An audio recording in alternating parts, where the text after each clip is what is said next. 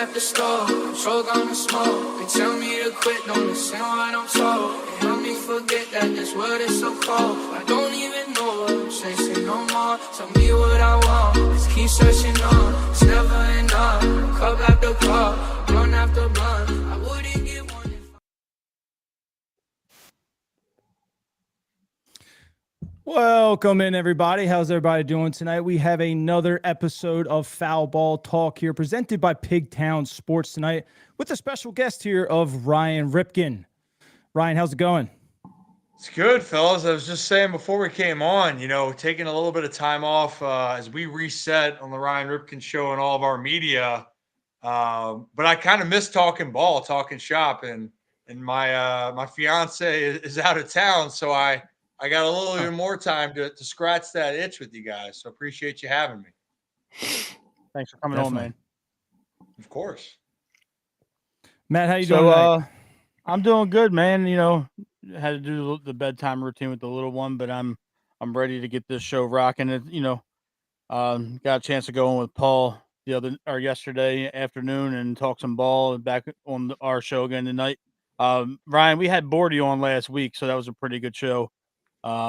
He's always full of infinite wisdom and knowledge, and he was a fantastic time, and I know this is going to be another good one. Fun fact, I don't know if anybody, I'm pretty sure nobody knows that is listening. When I was doing an independent show a couple of years ago, when Ryan announced his retirement, I was one of the first people that had an all-exclusive interview to talk about what was next, and we've kind of hit it off ever since. Ryan actually played baseball against my brother in high school when he was at Gilman and my brother was at Curley, but Oof, Curly. yeah. Oof. Yeah. But Ryan I was one of the first people to get an exclusive from Ryan. So just kind of give everybody a little bit of a backstory. Ryan, you've done such a great job of getting to where you are with the show, and being on Fox 45 and on the Fan. So it's really cool to have you back with the boys. St. Joe guys here. Yeah, no, I appreciate it. I mean, it's kind of fun going full circle. And saying full circle, it's only been a couple of years, right? Right. Of how this is, and Matt, before you got on, we were talking behind the scenes of, I sat here and I went for the longest time. I'm like, you know what, I didn't know if I wanted to really be involved in some type of Orioles content, and not because I didn't love it or passionate about it. But I didn't know, with the name and being connected, I wanted to see the other opportunities. Now, don't get me wrong, I'm going to do more opportunities, but what I loved about making the decision to make sure I still keep my Baltimore roots is, getting to talk to you guys in this community, and no matter what I do, from the Maryland region, from Baltimore, want the best for the people in the community, and here we all are. Here we are on a Monday night, going to talk some shop. The Orioles are getting ready for spring training and for the season. And and you made me relive some somewhat good and somewhat bad memories from high school when you mentioned Curly. So yeah, we all know that was B tier. That was peasant stuff. We all participated in sports in the A conference for MIAA. Those guys, Tim was an excellent wrestler for a while. Big boy conference. Yeah, big boy conference stuff. Cool. But yeah, it's been an interesting off season and leading up into spring training. Ryan, want to get your thoughts, man. You're much more optimistic than most when it comes to covering the team. I was quite unhappy. I was a little bit of a grump about the way the season unfolded. Oh, we warmed him. Don't worry. Yeah, we warned him. I mean, I'm pretty much, talking to Bordy a little bit and then talking to Paul. I'm kind of starting to soften, because at the end of the day, I'm a diehard Orioles fan and I want us to win. But I just didn't like how the offseason went. So, not trying to start off the show on a negative note, Ryan. Oh, good. What was your biggest positive from the offseason? And then on the flip side, where do you think we missed? Well, and by the way, look, I tell people, I was telling this. I mean, I know how to. I put people into a frenzy with the O's are fine, and guess what? Those are coming back. But it's more of a mantra where Can you give us one real quick? what? The O's are fine. The O's are Yeah. fine. The I O's are just fine. wanted everybody to hear it real quick. The O's are fine. But you know what? I hear everyone, and I understand, because this is the beauty of this, right? Why we'll start with the positive.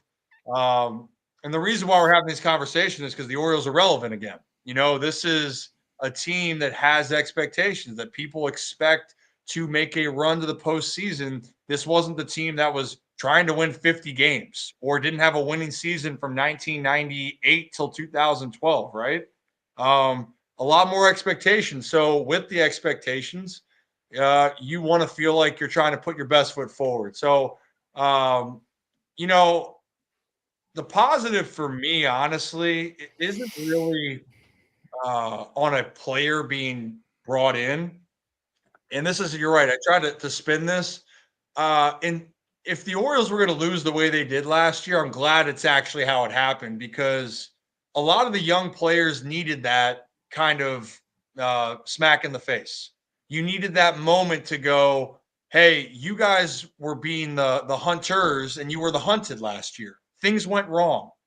There's so much talent and so much expectation from the young guys. We're hearing the Jackson Holidays are supposed to be the future Hall of Famer before he's going to be a big leaguer, right? And Yep. all of those things add up for guys. So I think if there was a positive for this team as a whole, was for me having the young players go through so much adversity, sit there and evaluate what they have to do. And the exciting part is this is the positive with the Orioles. They have a young nucleus that it can rival any team in baseball, but it depends now what they do with that. Is it going to be do you take that next step? If Colton Cowser continues off of what he did his rookie year, the O's are going to be better. If Jordan Westburg is that guy again, the O's are going to be better. And if Jackson Holiday continues to progress and take a step, this team's going to be great. And we're already talking about the Gunners and Adleys, and I know Adley's going to bounce back, but you're looking at a team then that when you look around Major League Baseball, they don't have what the Orioles have the capability of doing. Now, for the negative, you know, I never think you can have enough pitching. I think that's just a reality. I think that this staff will be fine to start the year. I have a lot of confidence, especially in guys like I expect Grayson to take a jump. I expect Dean is more comfortable.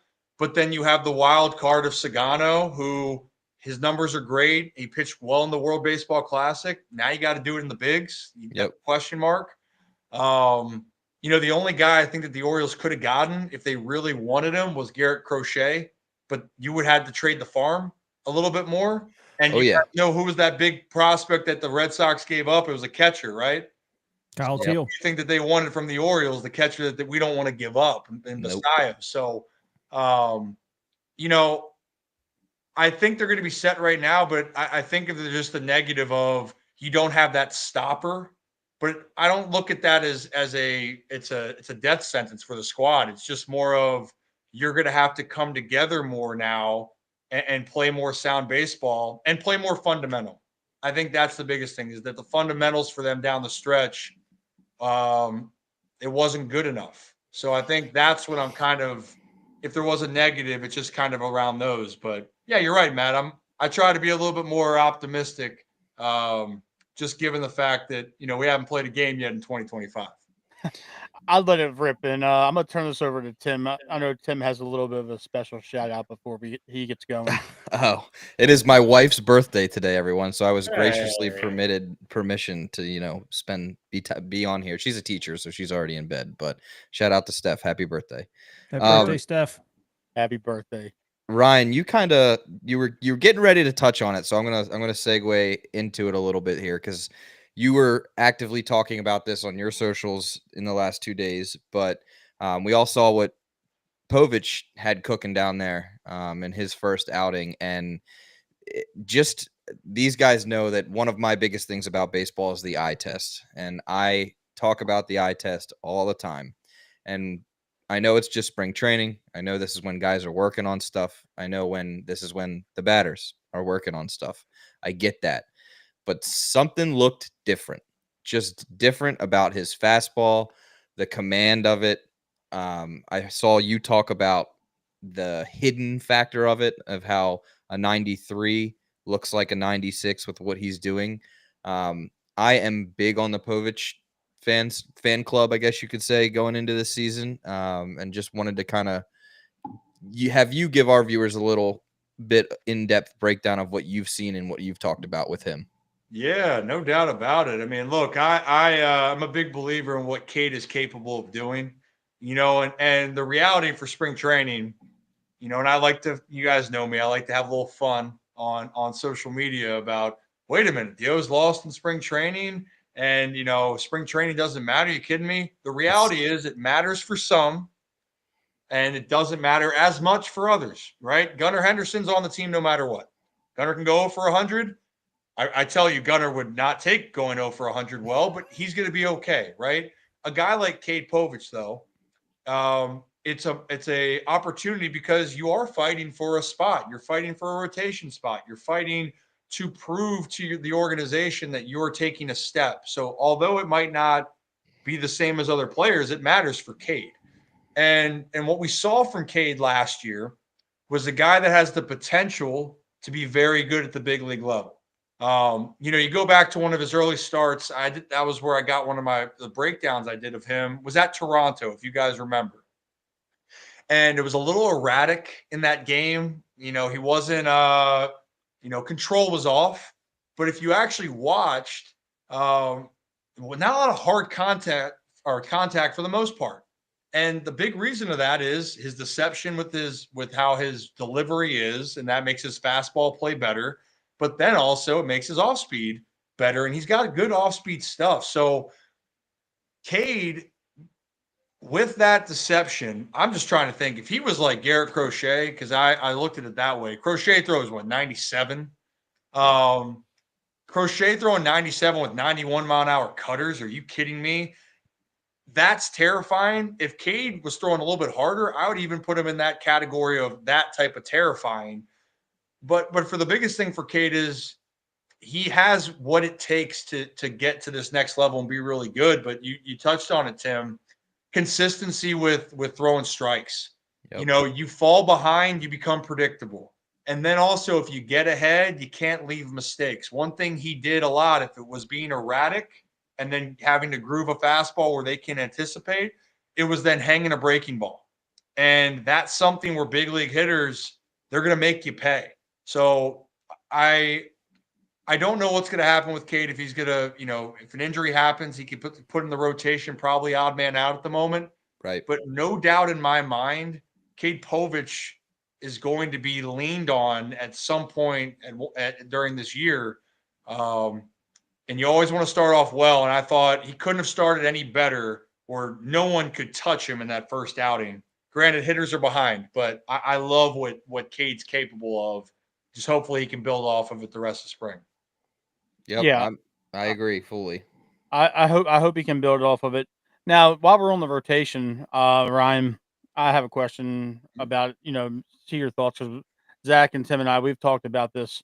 Who do you believe is going to be the starting five, or do you possibly think that they might go with a 6-man early on in the year? I knew this was coming. As soon as Ryan said that he's on the bubble, I knew Matt wanted to know who's the 5 then. Yeah. The philosophies have changed a lot, right? And trying to protect arms. Nothing would surprise me at a 6-man rotation. I think right now, if everyone stayed healthy and they had, unless, a guy like Sagano imploded in the spring and it made you feel uncomfortable, I still think he's got to go play in the regular season for you to actually figure out with him. But it's probably the 5 that you feel are going to be in that mix was Grayson, Eflin, Kramer, Sagano, and Morton, right? And Cade could probably make the case to jump in there. Suarez, to me, I think is going to be the long guy out of the pen if I were to peg that right now. And I also love the fact that you can be like, hey, Big Al, we got a problem. Hop in there. Not everyone can do that, so he fits that role well. An hour before first pitch. I don't like twice. I can't even tell people, Tim, how damn impressive crazy. players, people are creatures of habit. You know, they have to have the same routine over and over again. And all of a sudden to go, hey, Al, not only do I need you to pitch this game, can you help us get 5? And I believe that game he gave the O's a great outing, you know, just pulled one right out of there. And you're going, damn, that's not supposed to be that easy. And he made it look that easy. So I think you fit there. But yeah, I think that there will be a discussion though, Matt. I think that when you're seeing how the arms are and you're trying to build up, especially early in the season, wouldn't surprise me if the Orioles go with 6. And kind of looking at how the schedule is, it's not like it was last year where all those off days. I mean, the Birds are starting off in Toronto, playing a set and coming home. They don't have an off day through the first 5 games, if I'm not mistaken. So I think they're going to try to lean to protect the arms a little bit more. But I think that right now, Cade would be the 6th guy, and the other guys would be locked in as the 5 at this point in time. Because it just maybe it's because I'm a more of an older baseball fan, and you and Zach have both been around the game. Isn't it odd to have a 5-man with no left-handed starter in there? Kind of feels naked, doesn't it? It does. I believe we're not the only rotation in baseball that's going to set up like that either, though. I know. I mean, I can't speak for the 29 other rotations, but it just, we've always had that left-handed guy, whether it's been Meansy or Bedard or Chen or somebody of that nature. Aiken, when he was a starter, we at least had a left-handed arm in there somewhere. It seemed like Grayson or Eduardo Rodriguez when he was here briefly. I mean, Cole Irvin too. Yeah, played Cole, the role back and Cole. forth. So I seen a pretty interesting stat today that American League only has 15 left-handed starters, and I think the National League had 26 going into opening day. Huh. Pants, man. It's a different day and age, right? My belief is it's going to be less on. Yes, you want to have variety. That always helps. But I think the best thing is you want who can give you the best chance to have can prolong your outings, get you a chance to win, and get to your bullpen and try to stack up W's, right?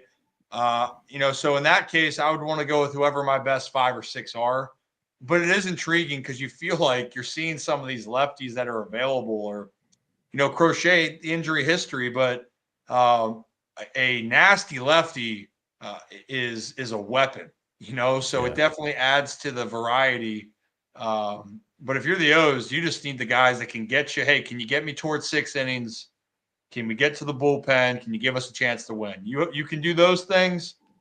To me, I'm not going to worry too much about it being righty or lefty. Yep. There were some rumors floating around about Cardinals supposedly shopping Eric Fedde around.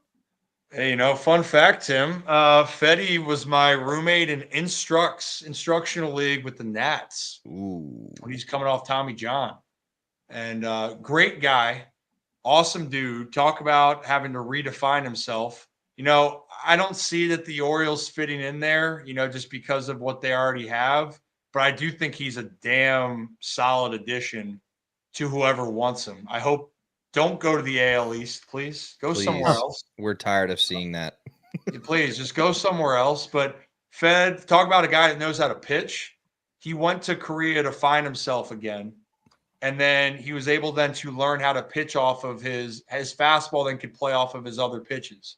And he was great last year. He's going to really help a team, but I don't think, unless something crazy happens, I don't think we're going to see him coming to Baltimore. Zach, what do you got? So we talked about it a little bit on this show with Felix Bautista. What is your confidence level with him kind of taking it slow? And then, they say he's ready for opening day, but, they were going to work him in slow and then kind of maybe see some game action originally they said game action towards the end of spring training. Now today they're saying he will pitch next week, but do you have any kind of concerns with him being the closer and throwing 100 miles an hour on opening day? Opening day, I hope that the Orioles are up 20, and then we don't have to see that. but in all seriousness, I really am encouraged about where he is. I mean, quite frankly, I'm so glad there wasn't this situation where we had to even think about him coming back. Nor I think that the Orioles, no matter what, were saying, hey, he ain't coming to pitch next year because there was a lot of risk. You give him more months to rest. And I have a really high confidence that we're going to see the Felix Bautista we saw in 2023, before the injury, but don't need to overload him. I think that it's smart. You don't need to have him built up right now on February 24th. You want him to be feeling good on April 1st. I know it's the opening days before, but April 1, all right, is he ready to go? Great. And I would take the months then getting warmer before you even try to, in my mind, put more pressure on him. One thing I don't want to see is I don't want to see that kind of usage that he had, especially early on. And quite frankly, I don't really want to see that until you get to the playoffs for Felix. Yeah. Trying to get 6 outs or 2 innings constant. We had a lot of those. That's stress and strain. And as a competitor, Felix will go out and do it, no doubt. And I would too, right? All of us would. If you're saying, hey, we need you to get the ball and take it, the team believes in you. But from a long-term standpoint, you want the mountain feeling ready in the summer and going towards the fall. So, yes, all things going well. I believe he'll be good for opening day. But this bullpen's deeper now. I don't want to see us trying to overuse him until you really desperately need to. And hopefully that's not until the postseason. Yeah. Do you think we see a good mix of Kittredge getting a couple games to close here and there, or is it somebody else? I think Cano as well. Even though I don't look at Cano as being a closer, I think I've said that in the past where you want to have guys that are comfortable closing out a game. So like Sir Anthony Dominguez in the past, Cano, Kittredge could do that. I think I'm not saying you want a closer by committee, but in the previous years, we talked about just a second ago of the long relievers and how, hey, go out there and start. That's a hard thing to do. Other pitchers, you got to know, how do you handle yourself in high leverage situations? Are you a high leverage guy? Right. And I think for the Orioles, they have probably 3 or 4 of those guys right now where you can say, hey, they can be high leverage guys, and that can help alleviate some of the stress. Last year, it felt like when Coulomb went down, you're going like shirts and pants, man. Okay, who do we have that's fully comfortable in these moments? Yep. Not that they can't pitch in those moments, but that you can depend on them constantly. I thought that put a little bit more stress and strain on Cano. And then when Dominguez came over, he did a solid job, but that was later in and he had his moments, right? But I think that's the key for me. I think that you share it in that in that sense. And if someone gets hot, then you ride that hot hand like, hey, we're going to go to you. But I think the biggest thing is establishing what guys can do in specific roles, because I think ultimately that will help those guys and it will help the ones that can stay in their lane of what they need to do. Now it's going to obviously it will change, but that would be like my ultimate goal. Right. Now you bring up Cano. With the emergence early on, I'm not going to say he's bona fide in any way, shape, or form, but do you see Rodolfo possibly challenging for his spot on the 26? Matt, you got to hit him with the Rodolfo. I'm not. It's Rodolfo, hon. I'm not doing all that. But Oh, yeah. but do you think? I mean, he throws 100 plus. He has some electricity in that arm, and if you look at all the right-handed relief pitchers in the bullpen, Cano is the most inconsistent, generally speaking, out of all of them. I think that, like I said, I think Cano, if I were going to say about guys closing out games, I would try to keep Cano out of that mix. Can he close games? Yes. But where was he the most effective? Being the setup guy, getting to the next guy. And I think that's his best role, and he can be effective and impactful that way. But I understand the hype with Rodolfo. I do. And I think that he definitely could draw a buzz.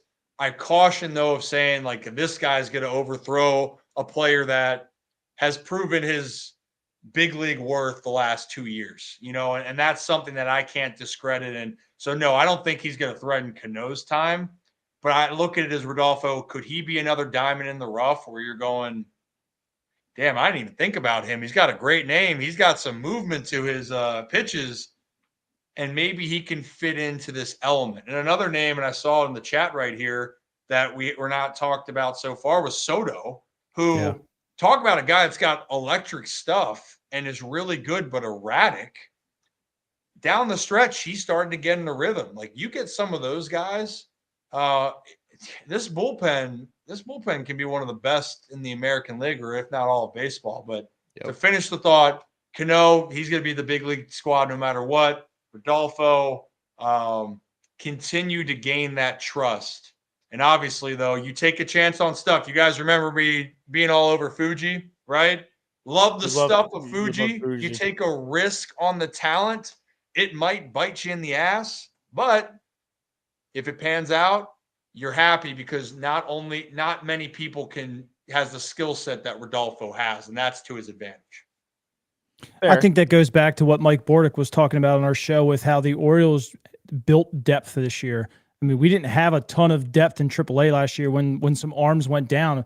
We were having to go out and pick guys off the street, Birch Smith and, some other guys. Well, now, if Rodolfo's in AAA, like you're in a good set here. I mean, you still have McDermott and Brandon Young that are probably going to be in AAA. Povich might be in AAA. We don't know, but I feel like AAA now, that depth that we have in case of an emergency is much stronger than we have last year to kind of keep the bullpen at a high level. Well, and I think that's the part. It's not sexy when everyone's like, man, our AAA guys. Well, who the heck's our AAA guys? You need those guys to win. Look at every team. Like, let's go back to 2023 for a moment, right? Who was the player that came up in the lineup for the Orioles that didn't break with the team? It's a left-handed first baseman, the DHs, Ryan O'Hearn, right? Yep. Came out of nowhere in some people's eyes to then make a big impact. Albert Suarez last year, you're sitting there in 2024 okay. And then someone needs a start and they go, wait a minute, who's this Big Al guy that's coming up to spot start? Well, damn, this guy's helping the squad. Just because they start in AAA, as we know, doesn't mean they're going to stay there. And also, damn you, Brian. Hey, you know what? You can help me with that. I was in the middle of a thought, Brian. But anyway, I digress. You need depth to get through. And last year, unfortunately, and it was an unprecedented amount of injuries for the Orioles, especially on the pitching side. But depth's going to carry you through. And then also in the process, you might have a star that kind of rises from the ashes here that ends up being an impactful player. And that's what happened in 2023 with a guy like Ryan O'Hearn, a guy like Cano as well. If we want to look back at that, those players developed into something that were not on the radar as being integral parts of the Baltimore Orioles. Yep. You usually get one of them. You get one of them somewhere. Somebody shows light. It can be a position player, it can be a pitcher, but there's always somebody that is, the most surprising player of the year, I guess you could say. There's a reason when people do their preseason predictions on all social media, you always see like biggest surprise is one of the question marks, and it always happens. We talked a lot about pitching. It wouldn't be a show if we didn't talk about some of the catching and get. I have a question first. No, and I'm not falling for it right this second. Get the music box ready. Ryan, I wanted to ask you this question. I saw this yesterday, and I talked to Paul about it on his show, and I wanted to ask you on this show, and the guys are probably going to either roll their eyes or laugh. It's been brought up amongst Birdland fans. This is never going to happen, so I'm just prefacing this as a hypothetical. Okay. But it's been thrown out there that in order to save Grayson from getting hurt and overexposing him, is there ever a world where Grayson is the closer because of his dynamite first inning pitching, where he's just electric, and it would save on the wear and tear, it would save on the having to go 5-6 innings every 3-4 days, calendar days? I thought it was interesting because even though he's one of our best starters right now by default, what are your thoughts on that? I'm just curious. These guys have heard it. We've talked about it in our group chat, and it came up on Paul Val's show yesterday. Yeah, I mean, I think the the the the thought, regardless, for every starting pitcher is you are going to try to be a starting pitcher for as long as you can until you either prove that you can't or that you physically can't stay healthy and you have to try to shift, right? We've seen a lot of guys make that shift. Grayson for me is so far off from doing that right now. That would take more and more injuries for Grayson to then sit down and go, hey, we're going to have to reevaluate what's going to be your situation. But for right now, that isn't the conversation, right? I'm not to Right, say obviously like, not. Yeah, obviously. right, but like down the road, hypothetically, like, Like yeah, if A Britain kind of situation. yeah, it's exactly it. That you have to evaluate what's going to happen. But Grayson, for his age and his stuff, I want to see Grayson Rodriguez turn out to be an all-star, top of the line starter first for as long as I can. Yeah. Especially with who you already have in your bullpen. And then if it becomes a problem where his stuff isn't playing well, which the reality, it does play well, he just got to go out there and pitch. Like, I do think that Grayson can be a top end guy, but he needs to go in the big leagues more and more, stay healthy for a year, get lit up a couple times and then learn from that and then go out there and shove. Experience is what he needs. But if he can't stay healthy, Matt, then we're going to have to go to a different discussion for him. But because you're right. I mean, one inning, can you imagine Grayson being like, all right, dude, go throw fuzz balls for an inning and someone try to hit what would be like a 97, 8-mile-an-hour heater? It's probably humming at 100, 101. Right. Yep. But I really do think, and I'm praying that these lat issues and his body can be healthy because I really do think the sky can be the limit for Grayson as a starter. Yeah, obviously. It was just an interesting talking point. I saw it. I know for a fact Grayson's the one or the two going forward, no matter what. It was just food for thought because Yeah, he was being compared to either the Britain situation or he could possibly be in a John Smoltz type of situation where no he can doubt. be an all-star starter and an all-star closer, all in the same. And he's in his mid-20s, so it's not really much. It's a moot point. But I was just curious to get your thoughts. But Yeah, of Tim course. was trying to piss me off with the catching situation. So Tim, go No, ahead and do no, that. no. Yes, We you were. can you'll come in with your 2 cents after we talk about it a little Oh, I bit. will. It burns Yeah. it burns inside your belly and then you just have to get it out. But Ryan, so we all know that we saw the changing of the guard happen when Adley came up. He did the infamous face mask pull and look around Camden Yards, and that's kind of when the switch was flipped for the rebuild was essentially on the downside. Our team is here. Here comes the cavalry. Here we go. My question is, with the money that we just spent on Gary Sanchez, right, and no more James McCann, if you look at the number of games that Adley caught last year and what James McCann caught, it kind of raises our eyebrows because if you're expecting Gary to catch what James did last year, that's a big question mark, right? Oh, yeah. So are the Orioles expecting that to be the case? Are we expecting Gary to catch as much? Are we going to see Adley catch a lot more games this year? Or is there, in your opinion, a future plan for Adley Rutschman that might not be behind the plate with old Basayo down there in spring training? Well, I think first off, I'm buying a lot of the Adley bounce back. There's a lot of things that go on. I think a couple things. One, probably physically for Adley, there was more that was taking a toll on him. And I can't. I was teammates with him, so I've seen him in the best shape of his life. I wasn't, obviously with him last year to be able to see on the day to day of what he does. But was he banged up throughout the season? I mean, that was evident. You could see it happening. And then there was the mental side for him where he was in a and I tell people when you get to the big leagues or you get to higher levels, and Zach, you could even, attest to this. There's so many talented players, but talent sometimes isn't what stops a player from getting to where they want to go. It's their mind, where guys can get into such a funk where they can't get out of it. So I think that we're going to see an uptick for Adley for catching this year. I think he looks great. I think that we're going to see more of what we saw from Adley in 23. But the question's going to be for extending Adley. The value is much different if you're a behind the plate catcher that can rake compared to if you're not going to be behind the plate as much. And yeah, there is a young prospect down there as well that is a beast that kind of has like a combination of a Yordan Alvarez swing with like a Salvador Perez frame, Yep. and you're sitting there And going, arm. this dude looks like a monster, and not looks, he is.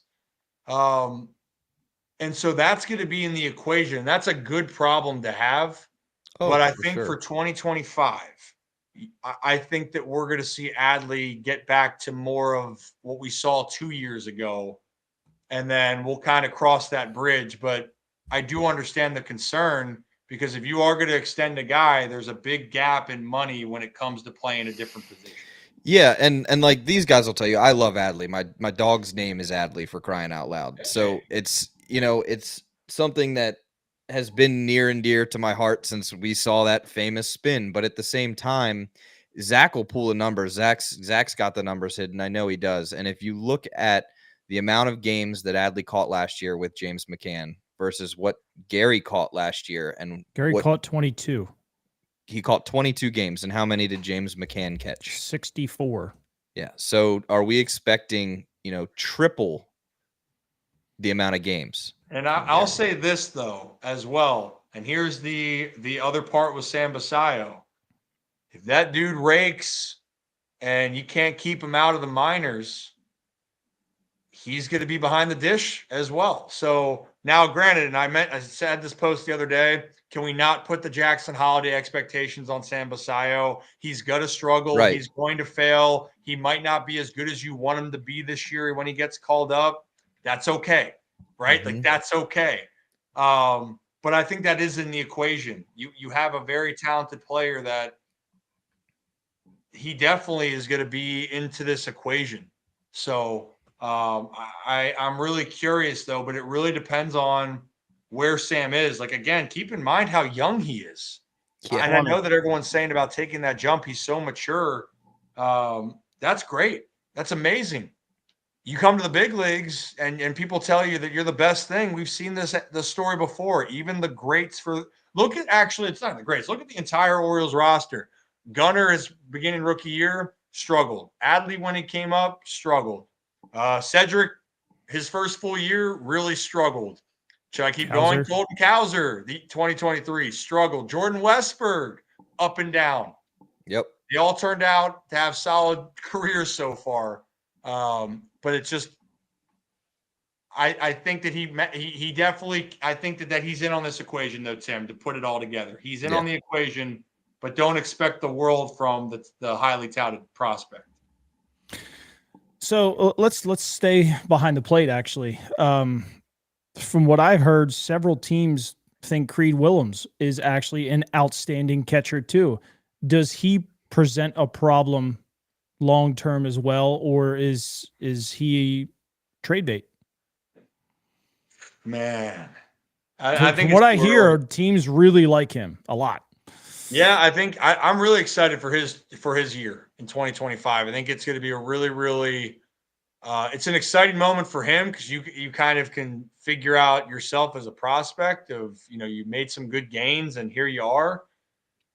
And I think for the Orioles, they're going to get a little bit more of a taste of what that's going to be and what's to come. It really just depends on what you do with Adley. I'm just being honest. Right. I think that's the case of, if Adley's going to be your guy and he's going to catch for another 4 years or in the mix to catch, that could block one of your catching prospects. So then what do? You're going to have to evaluate what's out there. But so much can happen here in the next year or two, right, that unless Adley had this huge bounce back which I do think he's going to, and Sam Basayo's there, and then you maybe are going to make a move, and Creed's playing really well, and the team's going, I want that guy,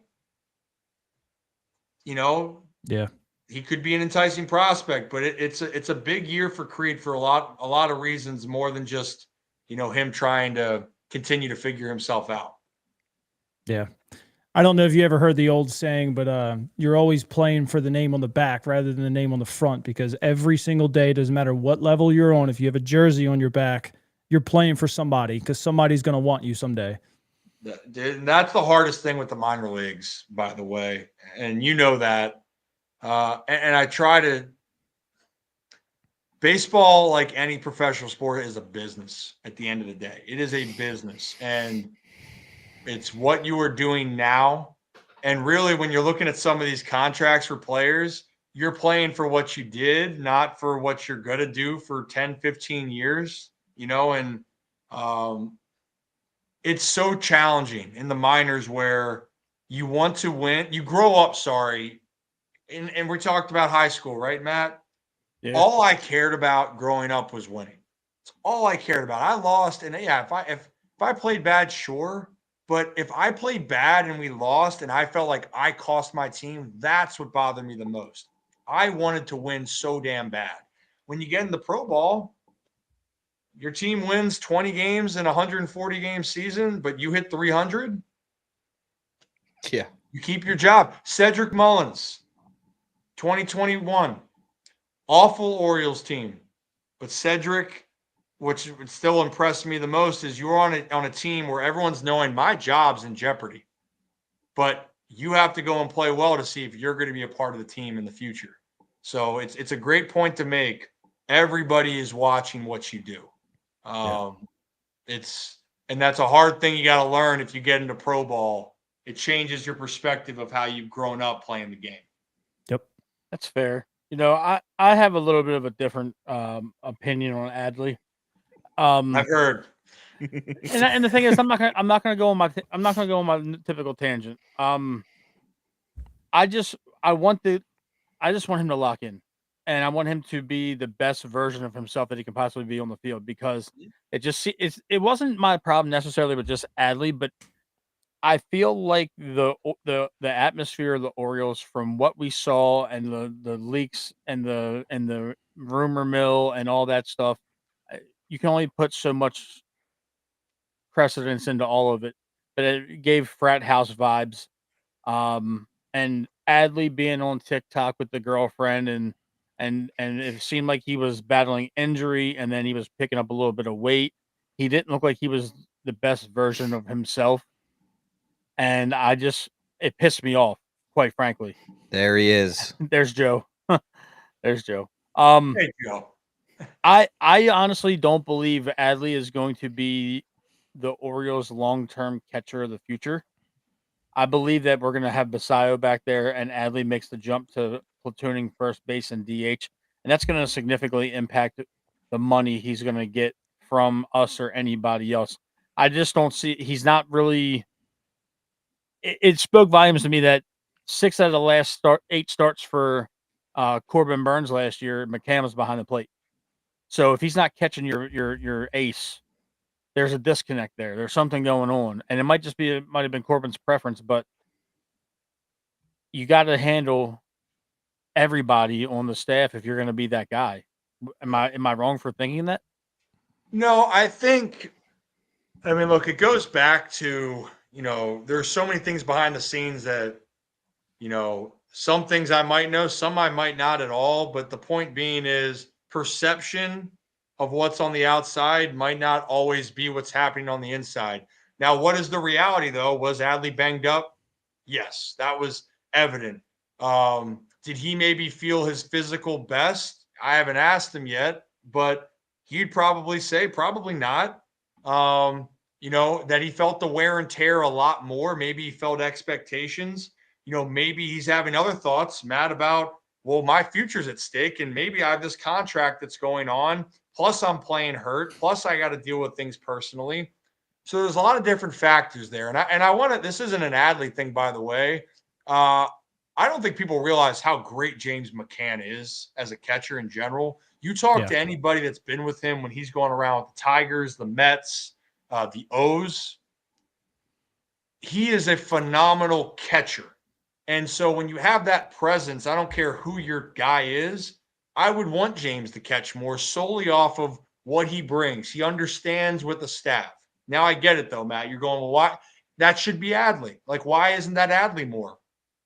And it was in 2023. Like Adley was the guy that was getting the reps and being out there a lot.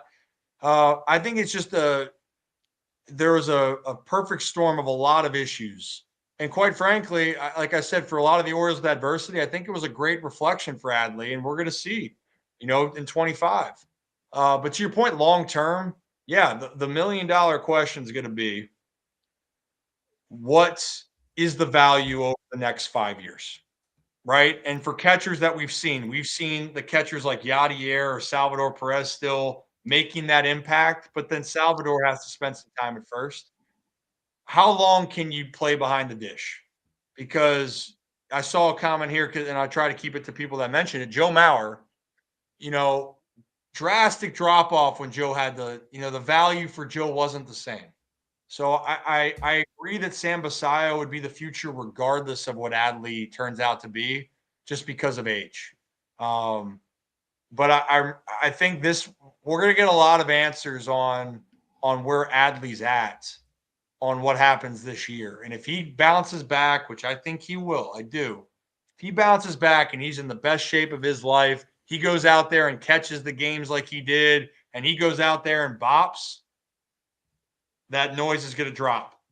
But Matt, to your point, if he doesn't, and you have to have these other guys creeping in, now this conversation's only going to get louder, and it's going to have to be addressed, beyond 2025 and for the years to come.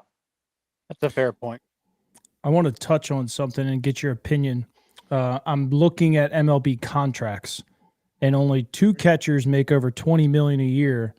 We'll even say 15. Only 2 catchers make over 15 a year, and 8 first basemen make over 15 a year. Do you think it's smarter long-term financially for Adley to move to first base? If he becomes, we see his splits when he hits as a DH compared to catcher. It's almost a 60-point swing.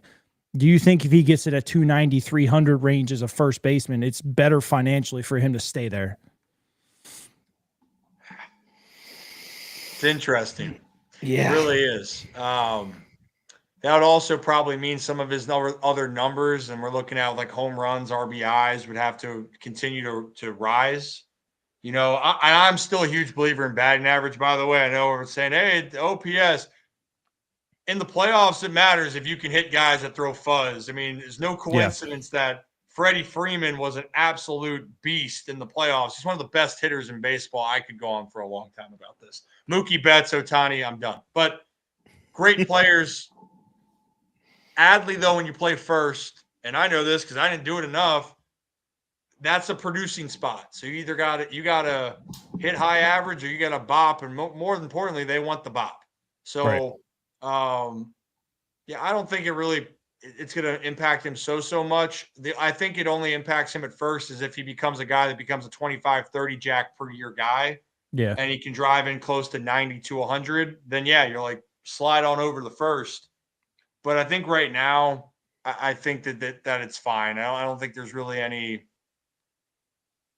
at least yet. I don't think that's going to really make a difference for him at the moment. It's fair. Yeah. Hey, I'm kind of on the thought process that Adley's eventually going to be manning first base, and Mountcastle is going to be jettisoned for some type of arm help, whether it's starting or the bullpen. That's how I see it. And Mountcastle, to me, as much as everybody loves him, doesn't fit here long term in the plans, at least in my eyes. I'm looking at all the guys that they drafted very high in the first 3 rounds of the last 5 drafts. You're looking at everybody like, eventually Colton's going to be the center fielder. If not, it's going to be Bradfield.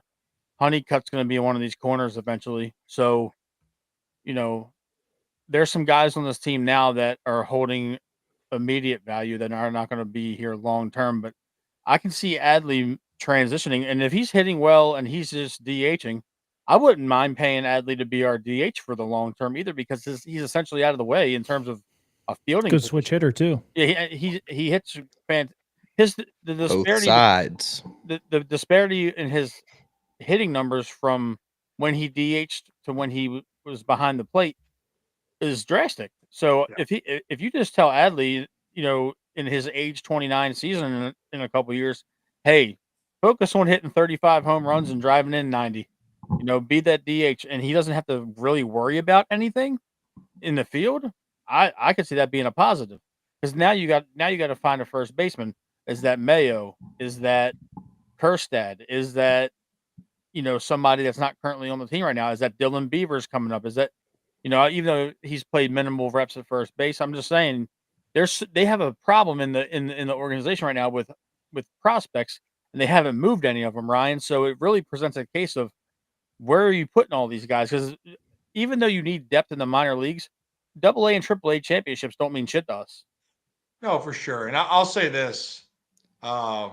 First off, I want to start this off with, if Ryan Mountcastle is fully healthy this year and he doesn't have a vertigo issue or has a sprained wrist, it's going to be a Mountie year. It's going to be a very big Mountie year, especially psychologically. I laugh when I talk to him about the left field wall. That is because I know, hey, I asked him, you want me to move it back? And his eyes like get huge about don't do that to me. I'm like, dude, I've seen you take some of the most impressive BPs, but psychologically it messes with the guy. Mountie was the best pure hitter before those other guys were coming in the system. I'm buying a huge year for him if he is healthy, and I pray he is. Now, your thought about the prospects, and I get it, man. Like there's so many spots, and if you're not going to use them, why not trade them? What's the plan? I do think realistically the 2022 season and even 2023 was not in the playbook for your development process for some of these guys. The team went from, hey, we're solid, to we're kind of one of the better teams, best team conversation in the AL, just like that. And the problem is that you're trying to win right now, and you don't have the comfort of letting those guys play it out. Like, imagine the Orioles were one more year away. You might have gotten an answer already on some of these guys in 2023 that you had to wait on, right? Because think about it. That was the problem with Jackson last year, and I hated it for him, is that the Orioles needed to win. He came up and struggled, so you didn't play him, hurt his confidence, and then he got sent back down. And what? Yeah, Jorge Mateo filled in really well. You put Westberg over there, Ramon Arias, but that stunts the development of one of your young budding stars. So you're looking at a guy like Kobe Mayo, Heston Kjerstad. Heston looked like he was figuring it out until he got drilled. Yep. And now you're in this conversation yet again. So I would just say, I think this is the year that you're gonna, with those guys, the decision's going to be made. I thought that maybe you could have that answer, but it was unwritten with Kjerstad. It's incomplete with Mayo. So I do think this is the year you're going to have the answer on what it's going to be. I mean, enough went by where they got rid of Connor Norby, which stings, because I love Norby, man. I think he's a stud, but you made a decision. You made a choice. You said, we're going to keep Jackson. Yep. Sorry, Norby. Right. And also, be like, well, what about, you could have kept him. Do you want Jordan Westberg or do you want Connor Norby? Right. And a lot of teams are looking at Jordan Westberg as being one of the best third basemen in baseball moving forward. So, and that speaks volumes, because Joey Ortiz is pretty dang good too. Right. And guess what? They had to make that, to your exact point.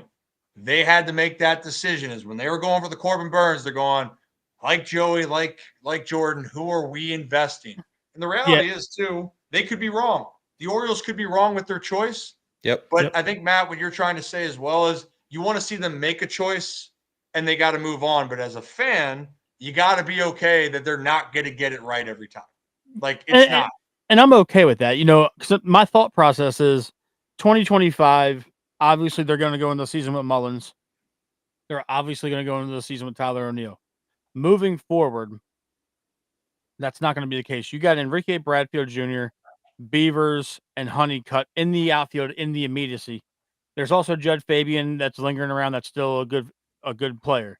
So you got 3, potentially 4 really good outfield prospects, and essentially you have 2 outfield spots that are going to open up when O'Neill and Mullins move on. So going forward, if you intend on keeping Kerstad, he's going to play one of the corners. Hauser's going to move to center. So you got essentially a left field spot open and then 2 bench spots for, some backup outfielders. Somebody's not going to, there's an odd man out. So you're going to have to make another move. We've seen it, like you just alluded to, we've seen it done with the infield where Ortiz had to go and Norby had to go, but we had to keep Gunnar, Jackson, and Westberg. They prioritize those guys. I just don't know who they're prioritizing because they're holding on to literally everybody they've drafted. And there's like a logjam at the outfield spots. And you still went out and you signed another outfielder after letting Santander go, where you could have put Kerstad in that role or another one of those guys. And then the same thing applies to O'Hearn. You gave O'Hearn $8 million, and that roster spot could have been Mayo.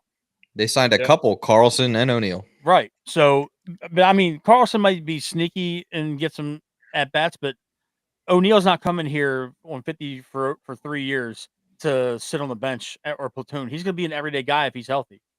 Yeah, I want to make this point where, and I saw this from, I can't click on it, but I see a Hides in Long Grass. Interesting name. But I appreciate the point of saying in order to prove yourself, you need playing time. Right? There, you pull it up there. Hi, Hides in Long Grass.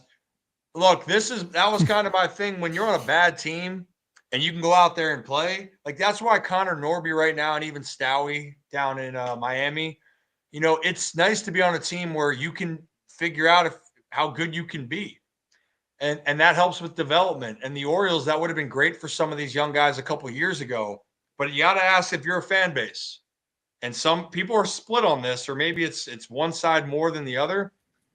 If you feel the Orioles can win the World Series or go deeper into the playoffs, are you willing to put a prospect that might not be ready, that might fail for the first couple of months, that could cost you games, but maybe can play out for you in another year or two?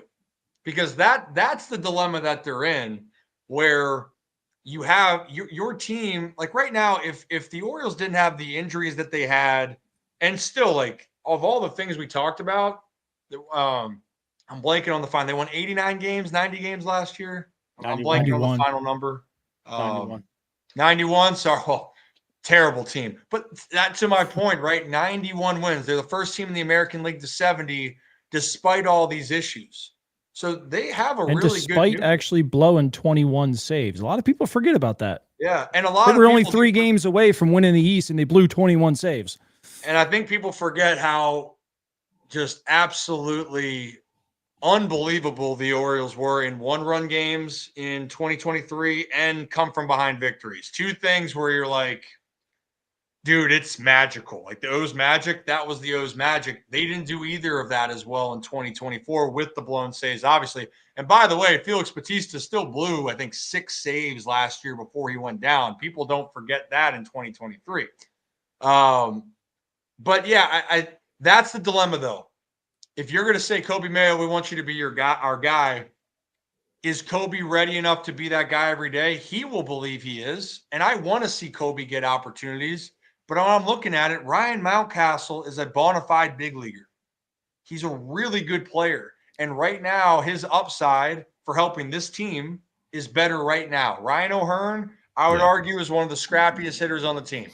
I'd argue as far as hitter, understanding himself, it's him. His upside might be capped, but he is a damn good at what he needs to do as a left-handed bat against right-handed pitching.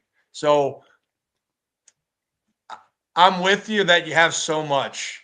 And quite frankly, last year, my biggest thing is when Jackson got brought up, if that was the move, I would have let that guy play for another 3 weeks into a month. Yep. I would have let him, if he sunk, sent him back down, because his final outing before he got sent down, he was a ball off the pitcher away from a 2-hit game, and his whole complexion could have changed.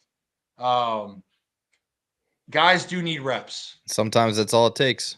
That's all it takes. So I as an Oriole fan, you just got to ask yourself, Tyler O'Neill is probably the better option right now.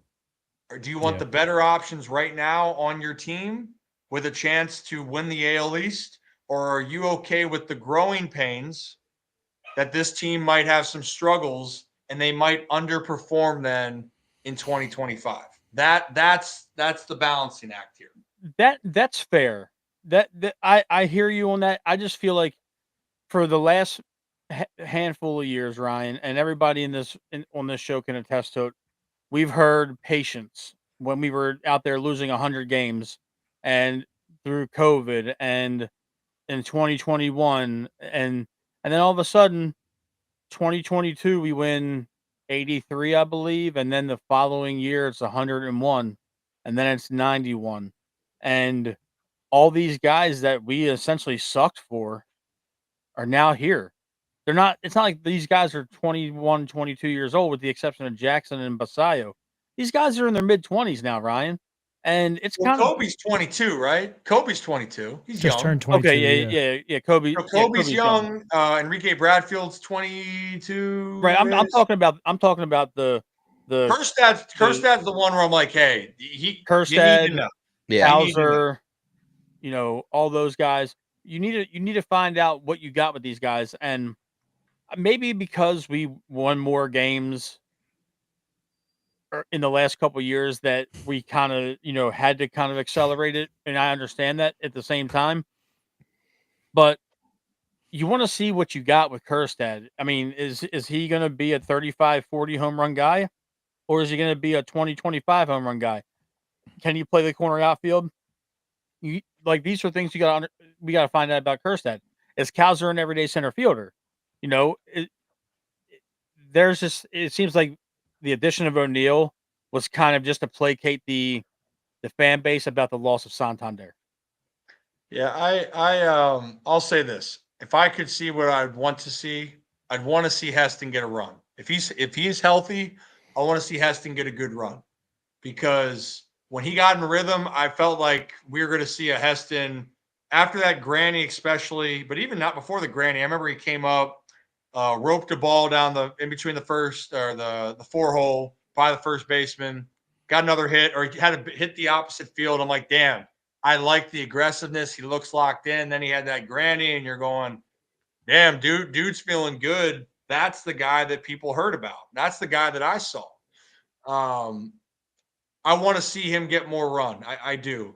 I do think people underplay Tyler O'Neill a little bit. Like, the dude's got some serious juice and actually can make a big offensive impact. But again, it just goes back to the prospect versus current situation, But what I want to see Heston get at bats. And I'll tell you what, Colton Cowser has earned the right to be an everyday guy. Correct.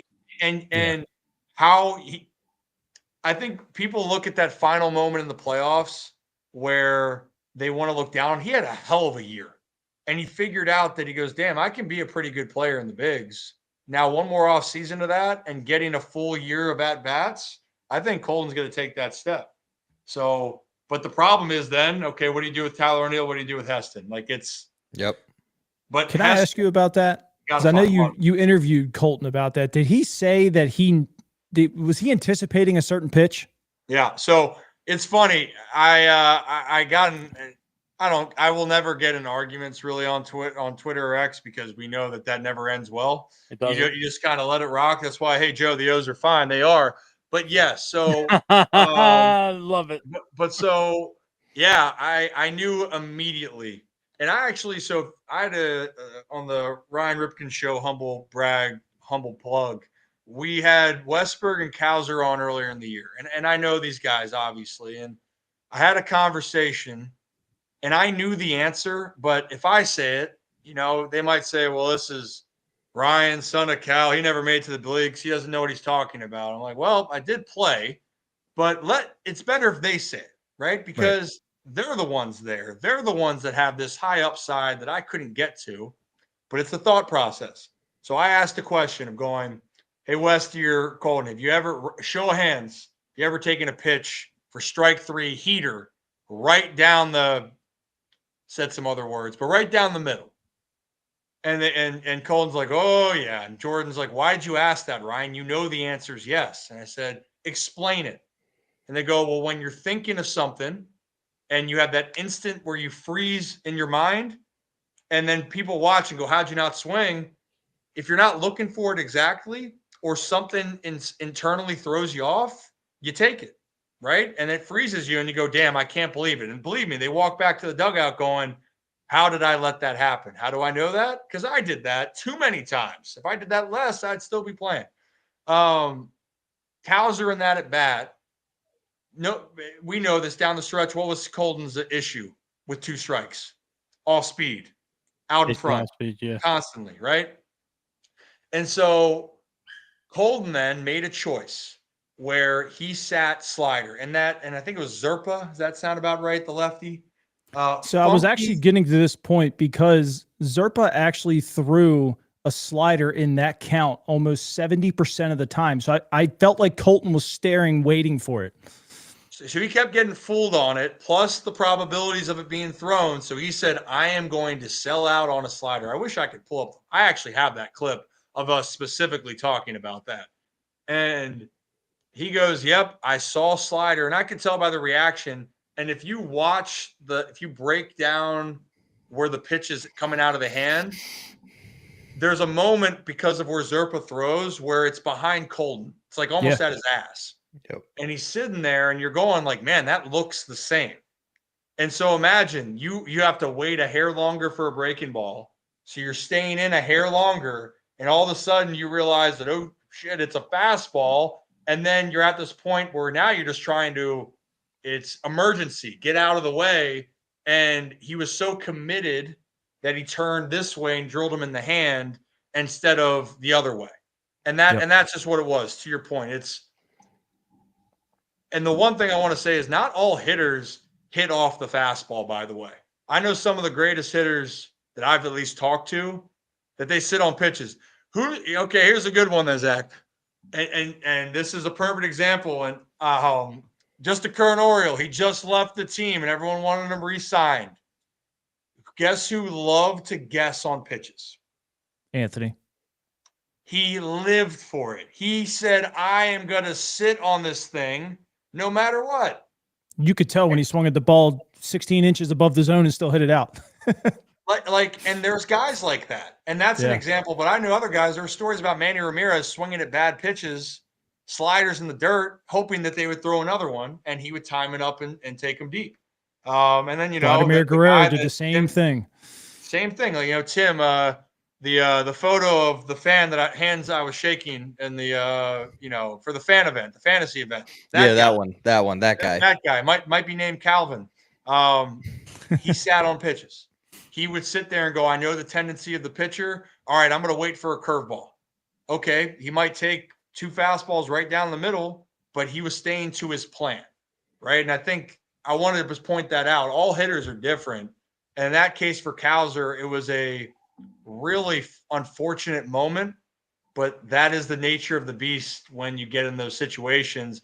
And what stunk is we're not going to talk about that the Orioles had no outs and the bases juiced. There was other moments in that inning where it could have been, but people point to Cowser because of facing a tough lefty in that situation. Yep. Ryan, you're a guest on our show. You're in our house tonight. So we've done a lot of talking about other people, but why don't you let them know what you got going on coming up this year over on the Ryan Ripken show? You got Pickles Pub, 105.7 The Fan. You got a man of many talents coming up this year. You're about to jumpstart into busy mode. I mean, aren't we all? And first off, again, like I love doing this, right? And I do mean this. And Matt, that's why I love. We don't have the same opinion, and for everyone out there, good. Also, I just love talking shop. You know what I mean? Like people that care about the team. We don't have to always agree on things. I love talking about the game. I like having fun. That's what it should be about. As far as for me, yep, I'll be back at 105.7 doing pregame at Pickles Pub. So you guys, if you're down there, if you don't come say hi to me, I'll be offended. I won't come back on and talk to you. The Bob. and that will be that. And then, the Ryan Ripken show, do it on, YouTube X and whatnot. It's been a fun process. We got a lot of things planned. We're going down to spring training in the upcoming week, and I agree. We're actually looking at moving around our talents as we speak. So, Swapping Joe. Yeah, we might swap in Joe. Joe for Rocco. It's been a fun. Well, actually, Rocco's already gone. He's already in the harbor. But in general, we got a lot of things planned. So I'm really excited about it. But what I'm really excited about is continuing to grow the community. And I consider all of you guys here, Matt, Tim, Zach, like community, right? And I'm really excited about what's being built, and hope everyone's along for the ride. Forgot what else I was going to say. It's going to be a lot of fun. So stay tuned on that. Always daily content, by the way. Daily. What? Daily content for the viewers that may not have seen your show yet. We're gonna have daily content, all right. And I will say we're looking to expand past. And I told you guys this. I will always have the Baltimore roots, but it doesn't mean we're just going to talk about Baltimore and baseball. We might have some other elements that are being thrown in for the spring and summer, and a lot of fun. And I want to put that on the screen, but I can't.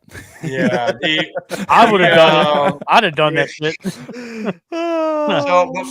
the thing that I also want to say to anybody out here, we started the Ryan Ripken show consistently about 17 months ago, where Brad and I initially said, we're going to commit to this 2 times a week and see where it goes. And we were able to develop something. And you guys know, like, look at the time and effort you guys are putting in and the following of people that you bring. It takes consistency. And if you're willing to work on it, that's the first part. And doing it when maybe you don't want to. And sometimes you want to kick off one of your co-hosts or 2 of them. But we do it. You show up and do it. And that's where we are now. And I'm very blessed for that. And I thank all of you guys for being a part of it. So I've already done that once. All right. Go ahead, Zach. My last question for you is, so we watched Cal growing up, multiple stances throughout his career. How much of a factor do you think Holiday's new stance is going to be for him this year to lead him to having a successful season? For Jackson, the little toe tap, the little thing right there. I think it could help for sure. The timing of things. I always looked at it, no matter what. It's funny, and maybe this is I kind of tease one of the elements we're having for the spring is maybe talking to some guys that played a little bit of ball throughout their careers or for a long time. And one constant theme that I had, and the reason why Calvin had all those stances, was not because he was trying to be a stylist, and he was not styling sometimes. I mean, you kidding me? Just having the little violin down here or whatever it would be, right? The violin. He did it for a feel. So I think for Jackson, what I just want for him is, does it feel good?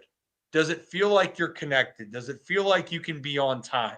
And if he has that, I think he's going to be successful. I thought with the leg kick, when I was looking at it more and more, leg kicks, as we know, I had a huge ass one and they can throw off your timing. But more importantly, for Jackson, I felt like it was the first time, maybe more mentally, the insides were revved up. He's pulling off the baseball a ton. He was doing things that he wasn't doing in the minor leagues. And to me, that's more on the mental and the feel than it is on what your stance is. So that's my answer. If he feels good and it feels connected, great. And if not, then hey, change it up 100 times. It's worked out for players. One of them, it took him to the Hall of Fame. So good for him, I guess, right? No, it's true. I always get the fellas when we're near the end of our show with either a stat question, a guess this Orioles question, or give me a prediction sort of thing. So I'll keep it easy for you, Ryan. Just give me, as we already kind of talked about it on the show, give me your biggest surprise of the 2025 season. Like, are we talking individual player? Yeah, Talking you can go individual player. You could go, I mean, it could be a team thing, whatever something that you think is going to be contrary to what the Twitter fingers like to say. Okay. Okay. I like The O's that. are fine. The O's are fine constantly. That's my I'll have two. I think Dean Kramer's going to have a career year for himself. I think he finally down the stretch realized he's a big league pitcher, and when he's on, he can be a very good big league pitcher. He just has to be consistent, but he proved it to himself that he can go against any lineup. But I swear, Dean, you throw a cutter 1-2 down the dish, and they go big ball, we're going to talk about it. I'm going to roast you for it. And then I do think a healthy Ryan Mountcastle is going to clear 25 jacks. I think that he's going to approach 30. And people do forget his first 3 years healthy in the big leagues were really solid. So I do think we're going to see the return of Mountie in a big way. And then, yeah, I mean, it's not a surprise here. I just think that I think Jordan Westberg is the most important Oriole on the team. That is outside, and Gunner, you're great. Jordan Westberg has become that heartbeat, in my opinion. That's so Tim's that's guy. not a surprise. That's just more of my like. Joe, what are you smoking, buddy? That is 115 wins. This isn't a video game. that is my guy, Ryan. I'm with you on that. The that. Jordan Westberg. I think he's the heartbeat. I can see Westberg on the back of an Orioles jersey for a long time. Hey Tim, you know what, Cole Irvin? I talked to him last year. Came on the show after. It's right before the playoffs, and I said, "Hey, I first joked. I said, hey, the team give up. I heard the team gave up, Cole,' and he gave me a big old scowl. I love to mess with the guys, but I said, in your mind, what was the hardest part for the team? And all the injuries. And he goes, the team just needed Jordan to be on the field. That was his answer. And McCann, when I talked to him also in the offseason, he said the same thing. He goes, Westberg, the team just had a different belief when that guy played. So that doesn't show you what matters to guys. I don't know what will. He solidifies, the lineup, the defense, probably maybe even a little bit of leadership already. Yeah, he's invaluable. Last question for you. What's your thoughts on Robbie Chirinos? Do you think that he gets Adley defensively back to where he was when they were together in 2022? I just love, and I'm a big Freddie Gonzalez guy, by the way, so I hated seeing him go like that. That I dude, think we all were. All of us on the show were big. Dude, I guys. love Freddie, man. It was actually funny. We actually lived in the same apartment building back in 22. And so he'd come back after the game and we'd be out walking the dogs and talking shop and just a really good guy, good baseball guy. Mm-hmm. And I was worried about you lose a guy of that caliber, but when you bring in a guy like Robinson, what I love about it the most is he has a connection with the guys on the team, and that helps. Yeah. You need to feel like you have someone to lean on. And to your point, do I think Adley gets back to his defensive ways that he was? I hope so. Just from I think if he's physically healthy, Adley will. But I think for Robinson, it's another sounding board for a team for helping to try to have another presence. And they had a veteran presence. Again, love Freddie. But the thing that I think I talked about with the team last year, and that's why they brought in Charlie Morton too, besides the 8 innings, don't undervalue having guys that can glue your team together. And I think Robinson's going to have that hybrid role. I really do. I think he's going to be great for the staff.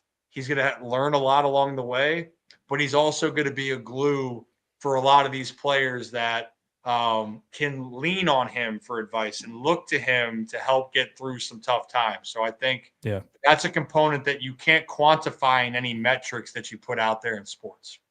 Yep. That's future skipper Robinson Chirinos, right, Zach?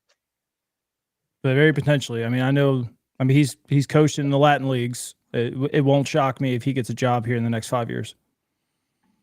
You totally I gave you a I softball. wasn't hitting it. You I lofted gave it, you and a I wasn't hitting it. softball. I was trying to make Ryan uncomfortable. I was trying to make him uncomfortable. Why would you make me uncomfortable, Matt? What would you have done? Because I feel the way about Hyde that Zach feels about John Harbaugh. I don't know. I probably dislike John Harbaugh a little bit more. He needs to be launched into orbit. But I digress. I'm not gonna do it. I'm not gonna do it. Tim, you got it? Tim, I'm gonna beat the shit out of you if I see that box. Come on, the fans need to see it. I love the sound Viewership effects. just went up 100. Beautiful. It's a hey, look, Matt, I know you're not the only one that has certain opinions on some of the staff. I'll just say for me, you know, Hyder and I have a good relationship. I'm not expecting you to torch that on this show. So hey, you know what? This is my thing. When I tell people about everything, the reality is you mentioned about being a business for everything. It's the nature of the beast, man. You got to go out there now and you got to play well, and everyone's job's on the line. You know that on a year-to-year basis, your job's going to be on the line, and also if you're going to be a manager or a head coach of a team, you're going to get all the criticism, whether you like it or not. That's part of the job. So Yep. Let's hope the O's are fine. They win 100 plus. I don't even care. I just hope the O's get to the postseason and then just get hot. That's just what I want. Get a playoff series win and keep on rocking the Yep. Just for the comments, Brooks, that box is amazing. You went to Calvert Hall, so you guys probably think kids' toys are cool. So, I mean, that's just Matt. Hey, we can all play agree with on kids' that, toys Matt. all day long. We can all agree on that. Just kidding, Brooks. You're a good kid, man. I don't care what they say about you at Calvert Hall. You're a good kid. 17,000 to play with, Fisher Price. All right, Matt. Wrap us up. All right, folks, that'll do it for this episode of Foul Ball Talk. Everybody, thank Ryan Ripken again for coming on. Ryan, you've been a great sport. We'll be back later this week or early next week with our week 3 of spring training coverage. We'll be talking a little bit more about some games that are being played. The Orioles were off today. Hopefully we can talk a little bit more about how this 26-man is going to shape up. Tim, Zach, Ryan, let everybody know where they can find you on social media. Yeah, Ryan. Sign this off. Where can they find you, Ryan? Just at Ryan Ripken Show on all platforms. That's it. That's all I got. Zach, what about you? Do you have social media? Apparently I post on Twitter once a day or something like that. Your last name's Bollinger, right? Yeah. Yep. Yeah. And Foul Ball Talk on Twitter. Tim actually got Twitter funny story, they didn't approve Tim's move to Foul Ball Talk for his handle. He had to have a little bit of a dispute with the tech team, but here we are for this coming season. We will be back later on this week or next week, folks. That'll wrap it for Foul Ball Talk. Thank you for tuning in. See y'all.